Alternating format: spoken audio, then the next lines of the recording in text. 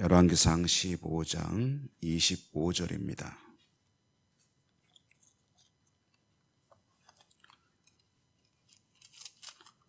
열왕기상 15장 25절에서 32절까지 25절에서 32절까지 교독합니다. 유다의 아사왕 둘째 해에 여로보암의 아들 나답이 이스라엘 왕이 되어 2년 동안 이스라엘을 다스리니라.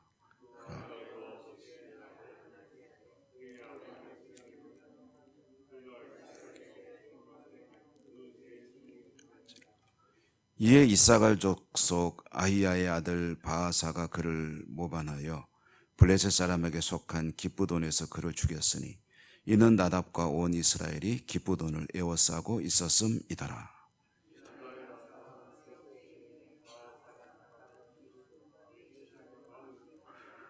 왕이 될 때에 여로보암의 온 집을 쳐서 생명 있는 자를 한 사람도 남기지 아니하고 다 멸하였는데 여호와께서 그의 종 실로 사람 아히야를 통하여 하신 말씀과 같이 되었으니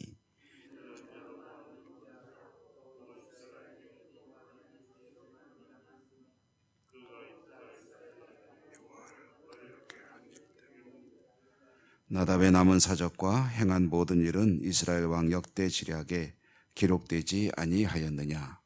아사와 이스라엘의 바아사 왕 사이에 일생 동안 전쟁이 있으니라. 아멘. 주님 은혜가 풍성하시기를 기원합니다. 이제 열왕기는 남왕국과 북왕국의 이야기가 이제 돌아가면서 교차하면서 전개된다 하는 것을 말씀드렸죠. 오늘은 북왕국 이야기로 이제 다시 장면이 바뀝니다. 남왕국에서는 르호보암에 이어서 아비암, 그 뒤를 이어 아사왕 이야기는 어제 보셨지만 굉장히 괜찮은 왕이었다. 산당만 제거했더라면 3대 왕으로 꼽혔을 정도로 훌륭한 왕이었는데 산당을 제거하지 못했기 때문에 히스기야나 요시야와 같은 그런 반열에는 오르지 못했다. 그러나 아주 훌륭한 왕이었죠. 이제 북왕국으로 가보니까 북왕국에서도 이제 여로보암은 죽습니다. 북왕국의 1대 왕, 분열 이후에 1대 왕 여로보암이 죽게 되고 나답이 왕위에 즉위했는데 북왕국에서는 이제 이 아사나 이런 정도로 괜찮은 왕이 이제 없었죠. 전무했습니다. 전무. 아주 이어서 일어나는 왕마다 모두가 다 하나님 앞에 아주 악하기, 누가 더 악하냐를 경쟁하듯이 그렇게 악한 모습이었고, 이 나답이라고 하는 여로보암의 아들은 재위 기간이 2년 동안이었다. 근데 북왕국의 특징 중에 또 하나는 뭐냐면 혈통이 이어지지 않는 겁니다. 남왕국에서는 이런저런 우여곡절은 있지만 그래도 다윗의 후손들이 왕위를 쭉 이어가는데 북왕국에서는 계속해서 정변이 일어납니다. 그래서 여로보암의 핏줄이 이어지지가 않고 다른 핏줄로 갔다가 또 다른 핏줄로 갔다가 해서 왕실이 이제 안정을 찾지 못하고 계속 불안한 그런 모습을 보이죠. 오늘 26절에 보면 여로보암의 아들인 나답이 왕에 올랐는데 2년 동안 다스렸는데 여호와 보시기에 악했다라고 되어 있습니다. 그의 아버지의 길로 행했다. 그래서 이제 이것을 표현하는 용어가 여로보암의 길로 행했다. 여로보암의 길과 대비되는 것이 다윗의 길. 다윗의 길은 하나님 앞에 정직한 것이고 또 여로보암의 길은 하나님 앞에 이제 악한 것이고. 그래서 그 둘 중에 하나로만 왕들을 평가합니다. 열왕기에서. 그러니까 이제 이 사람이 죽은 뒤에 여로보암의 길로 행했느냐 다윗의 길로 행했느냐 할 때 북왕국에선 일관되게 여로보암의 길로 행했다. 이제 여로보암의 길로 행했다 하는 이 나답이 이 구테타에 의해서 이제 왕위를 이제 빼앗기게 되죠. 그래서 2년 동안 있게 되는 겁니다. 왕위를 빼앗긴 경위를 간단하게 전해주고 있는데 블레셋과의 전쟁 중에 이제 전쟁터에서 살해를 당하는 거죠. 그래서 바아사라고 하는 사람이 이제 나답을 죽이고 스스로 왕이 되는 겁니다. 그러니까 이제 뭐 전쟁터에서 막 죽이고 암살하고 그러고 왕이 되고 또 돌아와서 왕이 돼가지고 나라 다스리다가 또 암살당하고 뭐 이런 아주 전형적으로 나라가 안 되는 모습을 보이는 거죠. 바아사는 왕이 이제 나답을 죽이고 왕위에 오른 뒤에 한 일 중에 한 가지가 뭐냐면 여로보암의 일족을 다 멸해버립니다. 그러니까 이제 기존의 왕족이죠. 기존의 왕실 사람들을 다 진멸해버리는 거죠. 그래서 여로보암 핏줄이라는 핏줄은 다 찾아서 제거했다. 아마 그 속셈은 자신의 왕위를 좀 든든하게 하기 위한 거겠죠. 그러니까 자기가 반란을 일으켰기 때문에 반란을 일으킬 수 있는 가능성이 있는 여로보암의 핏줄들은 다 아예 싹을 잘라버린 그런 셈이 되는 거죠.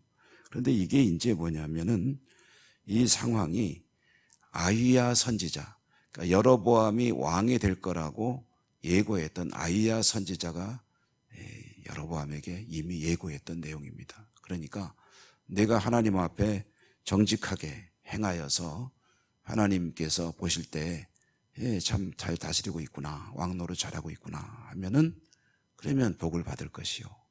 근데 만약에 그렇지 않으면 이렇게 될 거다 한 게 이제 드디어 이때 이제 일어나게 된 것이다라는 거죠. 그리고 이 모습은 이제 반복되는 북왕국의 모습인데요. 여기서 이제 잠시 우리가 남왕국과 북왕국을 대비해 보는 것도 필요할 것 같습니다. 남왕국의 왕들도 북왕국에 비해서 괜찮은 거지, 남왕국의 왕들도 대체로 보면은 거의 하나님 앞에서 정직한 왕은 그렇게 많지 않았습니다. 몇 안 됐다는 거죠. 그냥 평범하거나 그 평범 이하가 많고, 물론 아주 악한 왕도 있고, 그 다음에 괜찮은 왕이 가물에 콩나듯 하나씩 있는데 이제 그게 그래도 북왕국보다는 요만큼 낫다는 거죠. 근데 이제 남왕국 왕 예를 들어서 이제 르호보암도 아주 실정에 실정을 거듭했고, 그 뒤는 아비암도 아주 영적으로는 못된 그런 모습으로 남아 있지만, 그런데 이 남왕국은 왕실이 초토화되지는 않는다. 여로보암의 핏줄이 다 이 땅에서 사라지듯이 이 다윗 왕가는 그렇게 되지는 않는다. 그리고 나중에도 여러분 보시면은 나라가 망해도 북왕국은 아예 흔적도 없이 사라졌습니다. 아예 역사에서 지워진 거죠. 그런데 이 남왕국은 붙들려 갔다가 다시 또 돌아옵니다. 돌아와서 그 명맥을 이어가고, 그리고 그 다윗의 후손 가운데 진정한 왕이 태어난다. 그래서 그분이 바로 우리 주님이시다. 그렇게 보면은 이 북왕국과 남왕국을 대하는 하나님의 태도가 틀리구나 하는 것을 알 수가 있습니다. 그러니까 북왕국은 아예 그냥 너 안 될 거야, 그러면 망할 거야, 너희 뭐 아예 씨가 말라버릴 거야 라고 하신 말씀을 한 2, 3대 정도까지 유예하다가 그냥 다 하나님께서 심판을 해버리시는데, 근데 이 남왕국은 너 안 돼, 안 돼라고 계속 선지자를 보내서 야단은 치시지만 그러나 맥은 이어가게 하신다. 그럼 거기에 뭐가 차이가 있느냐 할 때 이제 이 다윗 왕가에는 주어진 하나님의 약속이 이어지는 핏줄이고, 거길 통해서 하나님이 구원 역사를 이루어 가신다 하는 거죠. 쉽게 말하면 하나님의 약속이 있는 민족이다. 하나님의 약속이 있는 핏줄이다. 하나님의 약속을 받은 가문이다. 하나님의 약속을 받은 사람이다 라는 것이, 그게 바로 다윗 언약이죠. 그래서 다윗 언약이 이어지면서 나오게 되는 게 메시아 사상이고, 메시아는 결국 약속대로 이제 오신다 하는 것이니까 하나님의 말씀은 반드시 이루어진다는 것이죠. 그러면 이제 이것은 결국 역사를 통해서 우리가 이제 봐야 될 게 뭐냐 할 때, 그러면 우리는 어떠냐 하는 게 이제 중요하죠. 이야기를 통해서 우리가 교훈을 얻는 거니까 이것은 뭐 옛날 얘기도 아니고 우리에게 주는 하나님의 말씀 아니겠습니까? 하나님의 말씀은 뭐냐, 요점이 뭐냐 할 때 하나님의 언약을 믿고 살아가는 백성들에게 하나님께 주신 은혜는 반드시 구원하신다. 그게 구원의 확신입니다. 내가 구원 받았다가 구원의 확신이 아니고 반드시 구원하신다가 그게 구원의 확신이에요. 하나님은 나를 반드시 구원하신다. 그렇지만 내가 끝까지 거부하면 그것이 이제 무산될 수가 있다. 그게 주어진 약속입니다. 예수 그리스도를 통해서 주어진 약속은 그거예요. 다윗 언약은 그렇게 이어지는 겁니다. 그러므로 하나님의 은혜는 그 백성들이 잘못하고 과오를 범할 때마다 하나님 보시기엔 마음이 참 아프시겠죠. 그렇지만 죄를 고백하고 회개하면 용서받지 못할 죄가 없다는 그런 맥락으로 이해가 될 수가 있는 거죠. 우리도 저도 그렇습니다. 끊임없이 죄를 범하고 실수를 반복하고 살아가지만 하나님이 나를 심판하실 거다라고는 생각하지 않습니다. 왜냐하면 하나님 앞에 회개하고 용서를 구하고 다시 바로 잡으면 되니까. 그러든지 하나님의 이 긍휼과 자비를 이용하면 안 되죠. 그렇지만 그런 하나님의 긍휼과 자비를 의심해서도 안 된다. 늘 하나님 앞에 돌아서기만 하면 그러면 반드시 용서하시고 구원을 이어가신다. 오늘 부른 찬송처럼 나 주를 멀리 떠났다. 이제 옵니다. 받아주십시오. 하는 이 마음만 가지고 나가면 하나님은 언제나 우리를 받아주시고 은혜를 베푸십니다.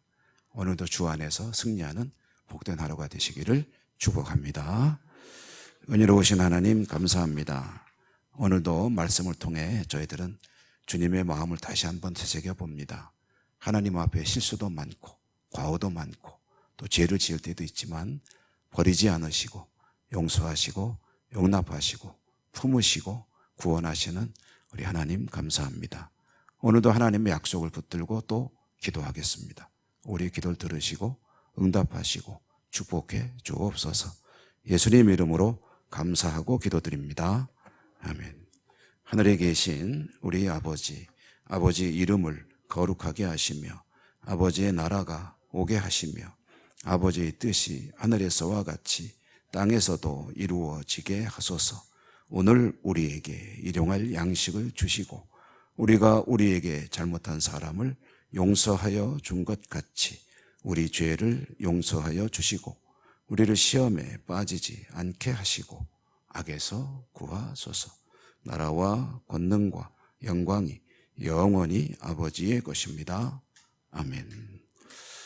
오늘도 주신 말씀을 여러분 마음속에 담고 그 말씀이 기도의 제목이 되기를 바랍니다. 또한 가지고 나온 여러분의 개인적인 기도, 함께 기도하는 기도 중에 특별히 아픈 분들 위한 기도, 암투병하는 분들이 참 많습니다. 여러분들이 계속해서 암이 발생하기도 하고 또 수술을 받기도 하고 회복 중이기도 하고 고통 중에서 참 힘겨워하는 분들이 계시죠. 위에서 기도해 주시기 바라고, 또 여러 가지 영적으로 정서적으로 기타 경제적으로 힘들어하는 분들, 가정의 문제들 위에서 기도해 주시고, 또 이 지구촌 우리나라 우리 교회 여러 가지 또 연세 높으신 어른들의 삶을 위해서도 기도하시고 교회 학교 위해서 기도하시기 바랍니다. 주여 한번 부르고 기도합니다.